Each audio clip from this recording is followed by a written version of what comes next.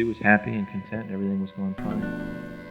And I'm not going to give the details because I think it would not be proper. A few of you already know this story. This whole shit started like, hello, I love you, won't you? Tell me your name so I've got more than just a face to associate with this pain. You say you love walks in the rain, while most will only complain that some dark clouds and puddles ruin an otherwise lovely day.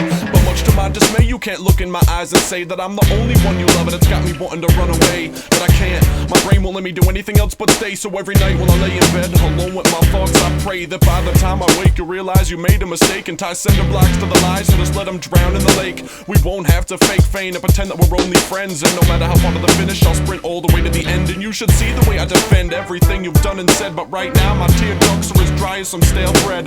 I'm almost out of breath and there's not enough ink left to write I love you one more motherfucking time with this pen. Instead of circumstances came up, it would have been really embarrassing to her. She'd have been all by herself.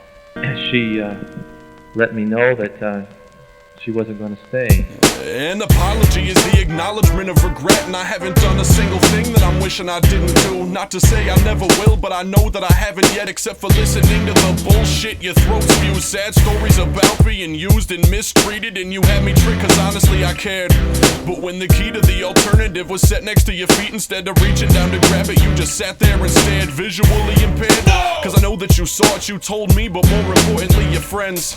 Well guess what, boo, I told my fucking friends too, and they agreed that it's time that I put this bullshit to an end. And I can not pretend that I'm indestructible, and I can not pretend I'm not still in love with you. But I am not sure when you'll be done with all the shit you do, and honestly I'm pretty sure that I do not mean shit to you. And that's fine, that's how this has gotta be. I don't hear from you anymore, and you don't hear from me. I should've hit it and quit it, fucked you and said peace. But a week later I found myself back underneath your sheets, and that shit was my bad. I should've never done it. Why the fuck did I come back? That wasn't what you wanted. I'm a scumbag, but at least I never fronted like you did when you told me you had a boyfriend you were done with, and that shit was my bad. I should've never done it. Why the fuck did I come back? That wasn't what you wanted. I'm a scumbag, but at least I never fronted like you did when you told me you had a boyfriend you were done with. So I waited till I thought it was the proper time, and we talked about it. But did you ever try to talk about something? Wish you hadn't?